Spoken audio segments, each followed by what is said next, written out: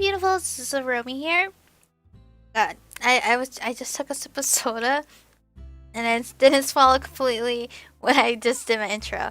But anyway, welcome back to Cinderella Phenomenon. So last episode, Karma basically saved us twice in one episode, and we actually learned a little bit more about why we were kind of captured in a way.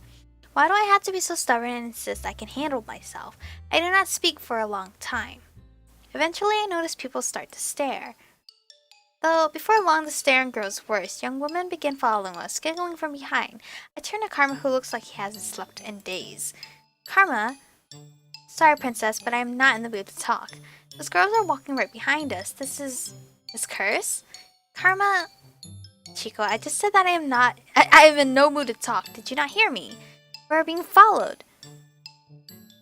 He stares behind us almost stupidly and then laughs hollowly when the girls see his face. They start to rush towards us, their voices rising and blending together into a horrendous cacophony. Karma is not moving though, he looks resigned. Maybe he is too tired to realize what he wants to do. I tighten my grip on Karma's hand and pull him away, my pace quickening to a run as the girls chase after us, screaming at me angrily for taking Karma away from them. Michiko, what are you doing? Getting us out of here! Michiko. I lead him through the town and into little nooks and crannies where we managed to lose some of the crowd. Karma often led me through some of these spaces as shortcuts. Waltz knew them too. Once we were alone again, Once we were alone again, I stopped, falling to my knees and letting go of Karma's hand as I catch my breath. That really was a curse, having to run away from so many mindless women. That was difficult. Chico? What? I did not mean to snap, but the tiredness is pressing on me too. Helped me out of that. Of course I did. Why would I want to be chased by girls? You could have left me behind and gone on alone. Instead, you helped me. You helped me too. I guess I paid you back. Though, to be honest, I wasn't even thinking about repaying him for saving me. I just knew that I didn't want Carmen to be stuck trying to fend off all of those girls. He was right about his curse. That is terrible. I just realized something. Carmen kneels down beside me, waits for me to speak. My curse has people forget me, and yours has even strangers become fascinated with you. It's almost like our curses are opposites of each other, and yet we seem so similar. My eyes widen when I realize what I just said. We are similar, aren't we? He holds out his good hand to me, and I let him lead me back to the tavern through the abandoned alleyways. Oh, so cute. My feet are heavy and all I want to do is sleep, but suddenly Karma is standing before me, his face grave. Chico, I have to thank you for helping me earlier. I'm sorry I froze like that and I made it more difficult on you. It was so sudden, I was so tired and I had no motivation to move. Shouldn't I be thanking you? I'll accept your thanks, even though I wish you didn't have to thank me in the first place. You should not have gone out on your own when you knew how dangerous it could be for you. I'm sorry. I'll accept your apology too, because I lost sleep over this. I have no words for how I feel right now. Princess. Holy crap, what? He's so cute! Karma reaches for my hand again, and this time he holds it up and kisses the back of it. What is this feeling? Suddenly all of my tiredness falls away. You really are a handful. But a delightful handful. I'm going to bandage his hand and then rest. We'll speak later about all this, okay? But the blood... bleeding stopped on its own, Michiko, but it does need to be treated. Don't worry, it'll be fine. Are you sure? As sure as I can be. I don't lie, not even for the sake of a pretty lady. Oh my god, he's so stinky cute, melting my heart. My heart just melted. Carmen lets my hand go as soon as we enter the march-in and then bows politely to me before heading back to his room. I watch him go, my mind whirling. I feel like... Isn't there an anime like this or something? Or a movie where some guy, he can like woo any lady that looks at him, but then this one girl that looks at him, it doesn't work on her and he wonders why. No! That's the game! That's the game! Isn't that from Amnesia Memories? Isn't that from Amnesia Memories? I can't remember. I play too many games. Does he usually kiss women's hands? No, I don't think so. Oh, it's Amnesia Memories, right? Matchmaking. God. Don't like the sound of this. You really are a handful, but a delightful handful. His words keep repeating in my head. I cannot stop hearing his voice and feeling his lips on my hand. My face feels warm, and every time I think about his words, my heartbeat feels unsteady. I really had to stop thinking about that. Karma is karma, and he puts on that overly polite act with everyone.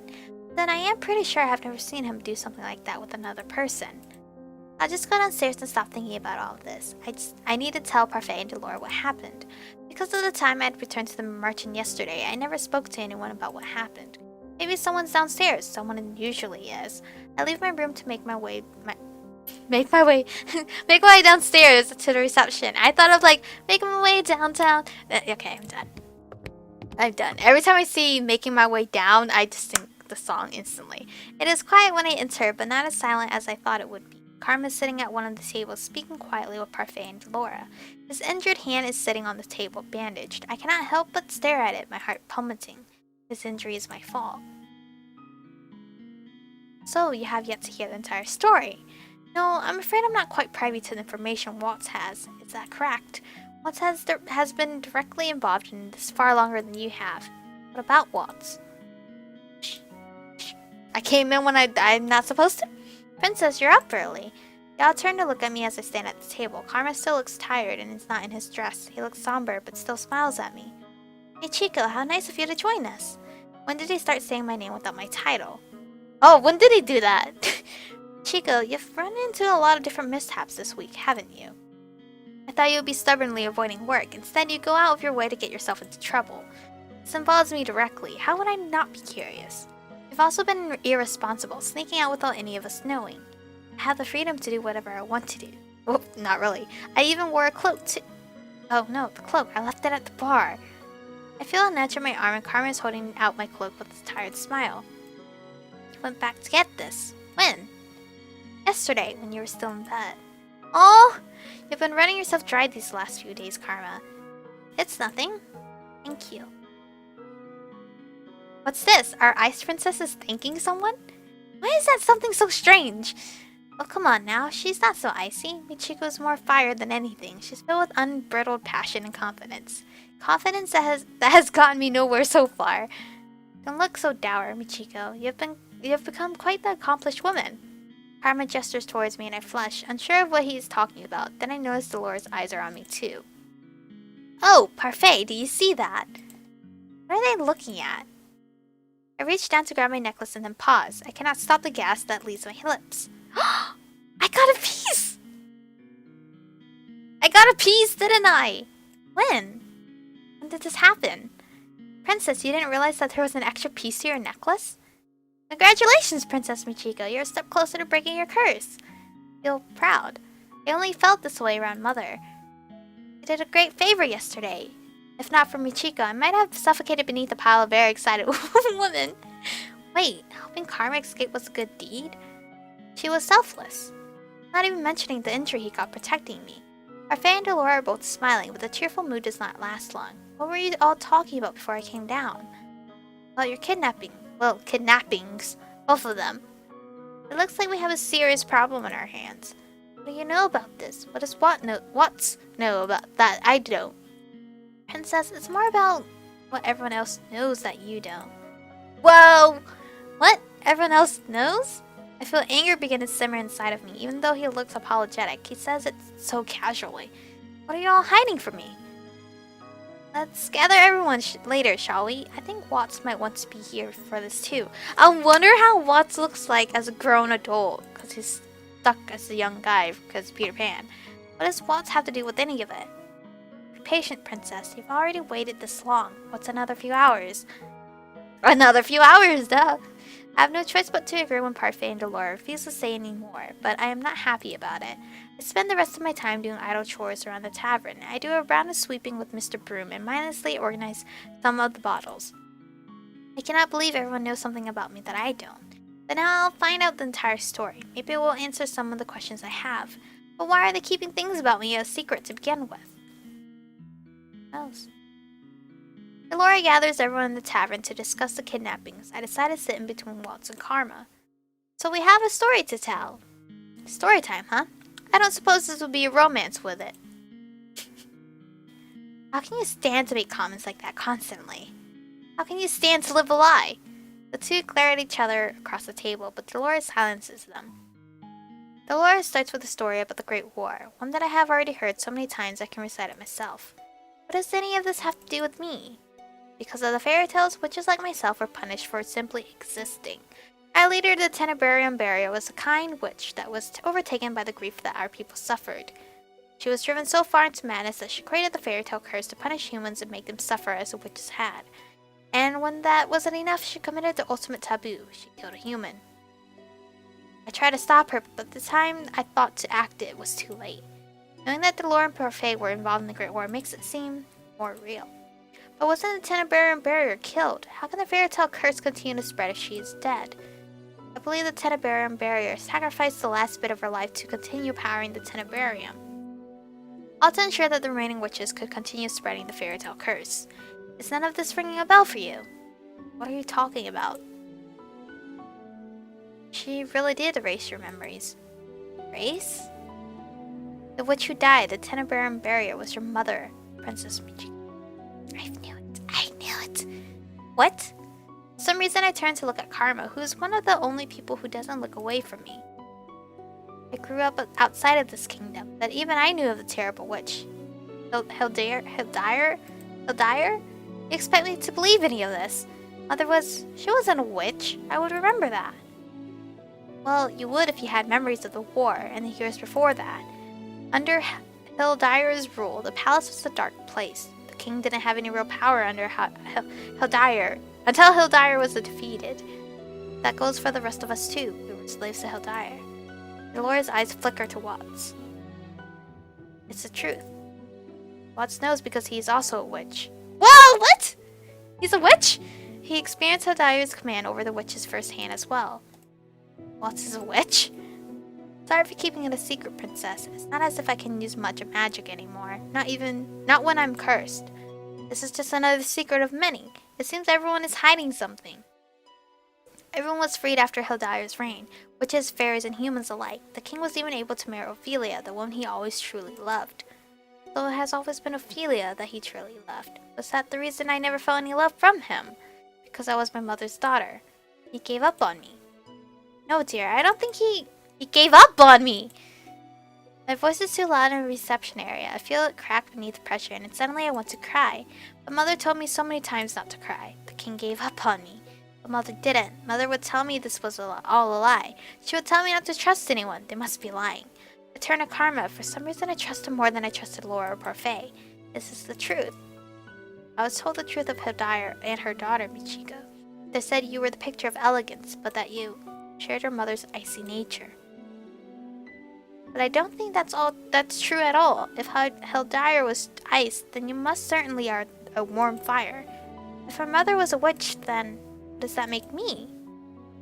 You're a witch as well, whether or not you were ever taught to use magic, or on your upcoming birthday you'll become the Tenebrarum Barrier. You realize how ridiculous this all sounds. Me? A witch? The king never said anything. Now I cannot even ask him if this is true because I'm cursed. Why would he even curse me? We didn't want a repeat of the tragedy, Michiko. I sat on your shelves for almost a year, Princess. There was an ice in your heart, and if you had inherited the Tenebrarum in that state, who knows what would have happened? Then why didn't you just tell me any of this? Delore and Parfait looks at each other before dropping their gazes to the ground. If we had told you before, would you have even bothered to listen? The king must have tried to do the same thing, and look how that turned out. You shut out everyone who ever tried to tell you about Hildire's true nature.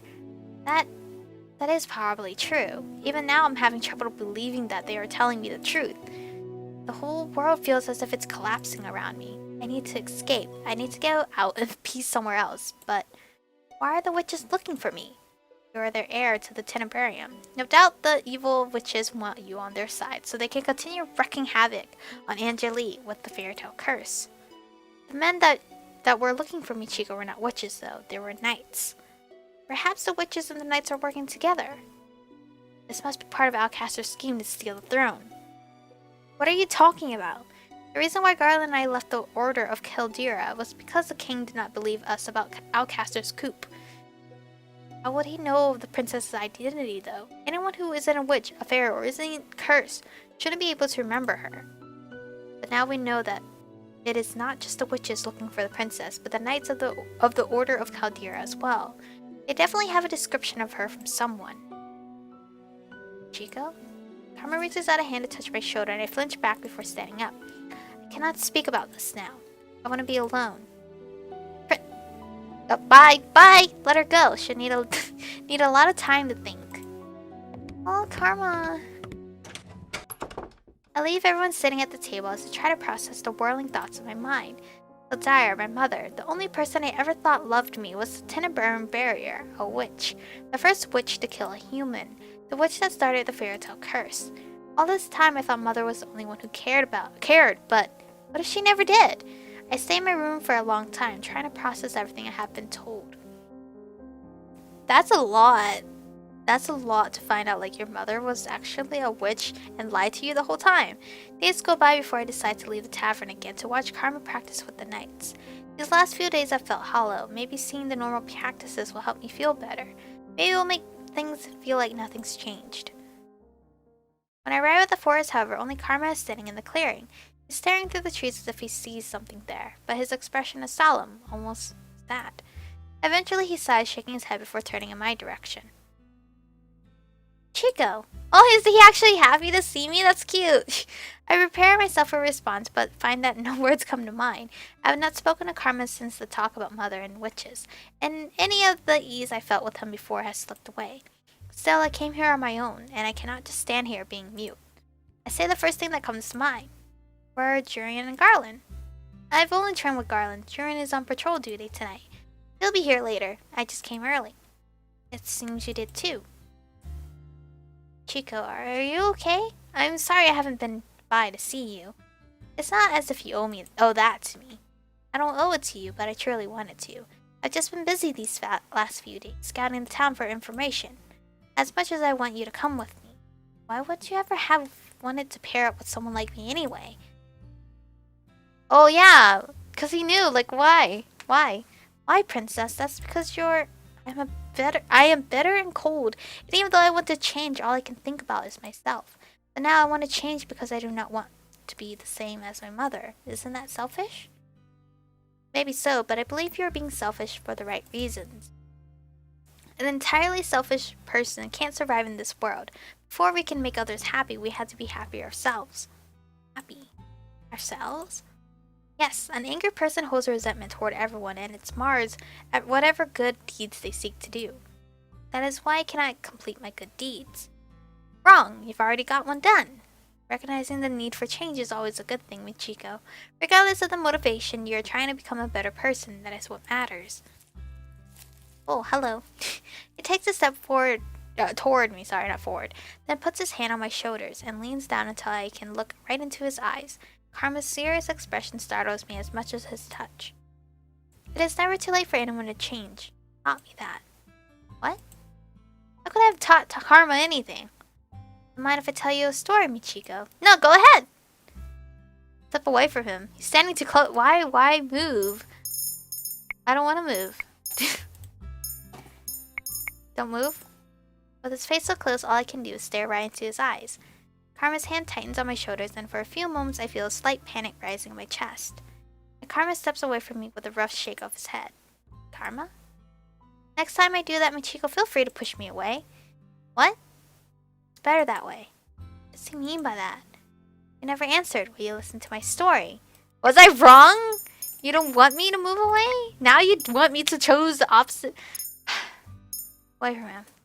I take a step away from him, and Karma's hand falls from my shoulders. He sighs out. The story better be just as dramatic as mine. Thank you, Michiko. What? For agreeing to listen. Okay, now we're not supposed to agree with them. Game, you're just tripping me all over. And for what you just did. Stepping away from him. Was I distracting him? Once upon a time in a land far, far away, there lived a crown prince from a kingdom called Brugantia. Brugantia is one of the neighboring kingdoms, so this isn't make-believe. His name was Claude Adric Rinaldi Matthias. Oh, well, that's a long freaking name. Amonti. But because the name was such a mouthful, he settled for an acronym as an. Oh! As a nickname, at least around the palace where it was acceptable. Claude Adric Karma. Prince Claude was a man who flaunted his beauty and talents to all that he met. He often used his title to get what he wanted. Prince Claude was a selfish man who felt he was entitled to everything that he had. He was vain and often left his castle unattended so that he could avoid his responsibilities. Then one day he chanced upon a beautiful maiden in the town square. He led her around the whole day, being as charming as he possibly could. And then at the end of the day, he asked the woman to be his lover. She agreed, but their time together did not last long. Only weeks later, Prince Claude threw her away as one throws away an object and broke the woman's heart. She cursed him. The beautiful maiden was a witch, but Prince Claude found out too late. The witch said she would make his beauty, his vanity, a curse. To make even beauty a curse. Ashamed of being cursed, Prince Claude donned a disguise and left his kingdom behind. He has been gone for nearly a year now, and most probably assume he is dead. But in truth, the prince had come to Angeli seeking a way to break his curse. He had heard of a young lady named Michiko, who, on her 18th birthday, could dispel any curse. Whoa! Sorry, I had to take a drink there. Karma. He looks so sad. I don't know how to comfort him. He was married before! And he just threw the girl away. Holy crap! Claude? Claude? Is that Claude or Cloud? Karma? Claude. I feel like that's incorrect. Turns a startling red as he stares at me for a few moments. He does not speak. Then he bursts out laughing. I stare at him in shock, but not understanding his reaction, I feel myself flush. Isn't that your real name? No, darling, it is. But hearing you say my name, well, it sounds so much softer off your lips. I rather like it. My cheeks are warm again. How is it that he is always able to make me feel this way? I will call you by that name if it makes you so happy. Let's make it a secret between the two of us. I'm still Miss Karma here. Besides, I'd rather you kept that name for my ears only. It makes me feel more special that way. More special. At that moment, Garland shows up for practice, and Claude politely excuses himself. I watch the two of them trade blows. Claude favors his other hand, but his blows still come quickly, even with his injury. The more Claude, tells me, the more I realize that he's like me, a noble curse for being selfish. But how do I help break his curse? Why can't he tell me? As practice is drawing to a close, Claude asked Garland the usual question. Have you confessed to Jurian yet? Garland only shakes his head in reply. I want to look up how to pronounce this. Pronunciation? Pronounce, please. Because I don't want to... People spell it different. People spell it with a C. Is that correct? Alright, let's hear this. Hello? Claude Debussy. Claude? Claude. Claude. Okay, Claude. I was correct. If I'm wrong, blame that lady. Oh wait, did I read that? The two men sheath their swords. Garland looks almost sad as he turns to make his way back to the tavern. He likes her, and yet he won't say anything. Why is that? Frustrating me so much. Garland? Yes, princess? Do we not say it? Nothing. As much as I want to say something, Claude told me before how hard confessing was. I cannot begin to understand what that would be like. Princess. Ichigo, don't be afraid to tell him what's on your mind. Maybe you should really tell her, Garland. But before Claude was adamant that Garland shouldn't confess to Jurian, what changed? I messed this up. Let's try looking at it through another lens. Imagine that Jurian is Michiko. How do you think she would like to be confessed to? I frowned at the two men, arms crossed. Excuse me? Well, you and Jurian are very similar. You're both very straightforward. Confess to the princess. My eyes moved to Claude, but only fleetingly, before they are once again on Garland. You just need to do something very simple, Garland. Something that will not rub her the wrong way. A maiden's heart is ever fragile, and each woman is different. Claude is wearing an amused smile on his face, but he's looking at me, not Garland. I feel my face flush and I have to look away. Ichigo, you're a tomato rat again. You're a tomato rat again. It's adorable. I cross my arms over my rapidly beating heart again and force a scowl on my face. No, I was just thinking about what Garland could do. Simple, like when Karma kissed my hand. Garland kissing Jiren's hand is probably not a good idea. Maybe he could do what Claude and I did that one day in town. He can buy her some food and they can just talk. Garland, have you ever asked Jiren out for food? Not alone. Jiren is practical and she always eats at the tavern. She also always on duty if she's available. I'll take her patrol shift 2 nights from now then, and tomorrow. And ask her out for a meal. We can make your invite a grand affair. We can drape banners on the wall, or I could give you a rose. That sounds like a terrible idea. I am offended. I feel like I did something like that for Jiren. I feel like if I did something like that for Jiren, she would get embarrassed and punch me. Sounds like another lady I know. Claude grins at me, but I just roll my eyes.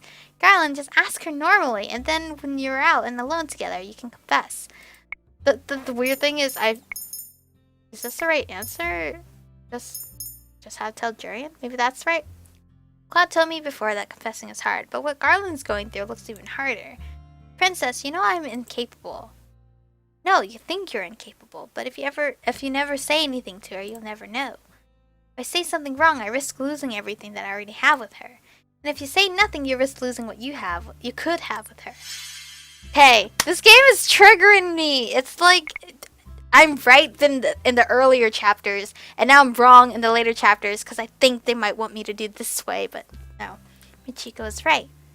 Alright, we can skip all this. Garland, just ask her normally, and then when you're out and alone together, you can confess. And we'll make sure you have the time to do it. I'll purposely come late to practice tomorrow night so you can ask her out for that date. How does that sound? You two really think I can do this? You just have to ask the question. Whatever follows will at least be an answer. Tomorrow night, then. Good man. I'm sure it will go swimmingly. Or I could drown. You won't drown, Garland. Stop being dramatic, Garland. Garland excuses himself with a nervous smile before Claude turns to me expectantly with a mischievous grin. Now, Michiko, we'll come here early tomorrow and spy on them. We need to scope out a good spot. Spy on them? Of course, we need to make sure that our efforts pay off. I don't think we should. You don't want to see how it plays out? I mutely shake my head, unable to put my emotions into words. For some reason, I am imagining myself in Julian's position. It feels too personal. Claude's likeliness suddenly springs to mind, and I feel my face grow hot again. Ichiko, you've been oddly out of it today. Claude reaches out a hand toward me, then abruptly pulls away. I stare as he smiles at me, almost sheepishly. The conversation between us dies and we return to the march-in. Days pass, and though I did not spy on the conversation between Jurian and Garland, I noticed that Garland has been smiling from ear to ear during his practice with Claude recently. I can only assume that his confession went well. Claude took the patrol shift tonight, and as I lie in bed, I am restless. Every time I watch Claude practice with Jurian and Garland, I'm reminded of the palace of Fritz. I wonder how Fritz is doing. Is he still practicing with the other knights? My thoughts darken as I recall the kidnapping. Claude had to save me every single time. He got injured saving me. Unable to sleep, I slip out of bed and make my way to the reception room. The night air is cool and no one stops me from standing just outside of the march-in. I cannot just sit back and do nothing anymore. I have to act. I do not want Claude to get hurt because of me again. Eventually, I see Claude approach. He looks tired and is moving more slowly than usual. But when he sees me, his lips quirk into a smile. Michiko, what are you doing out here tonight, love? Love instead of darling. That's new. Hello, Claude. Oh, he's so cute. He's so shy. His face is dark red again. If you're using my real name, I suppose you've come to ask for something serious. How could he know that? I do not need to ask something of you. Well, if you need a shoulder to cry on, I'm right here, love. What? Oh, is this not about... Oh, never mind. I'm asking if you will be my instructor. For some reason, I seem to have caught Claude off guard. He stares at me for a few moments. What? I want to learn how to use the sword. I want you to be my instructor. Claude's expression becomes uncharacteristically serious. I'd rather you didn't learn how to use a sword. I don't want you to have to keep protecting me. I don't mind protecting you. I do. Claude sighs and shakes his head. Princesses shouldn't be using swords. I want to be able to stand on my own 2 feet. Why? I don't want you to get hurt again when I could do something about it. Teach me, please. Claude. Once again he flushes. It seems to be an instant reaction, and it is both amusing and endearing. It won't be easy. Well, of course it's not gonna be easy. I don't expect it to. Oh my god, we're like so back here, and the choices are all the way up here. But this seems to be going really well. I really adore Karma. I'm probably going to change the description after this episode goes up to Claude instead of Karma's route, because now we know that his name is actually Claude, which is really adorable. I like both Karma and Claude. It's kind of cute. Anyway, thank you guys for watching. Stay beautiful, and I'll see you guys in the next one.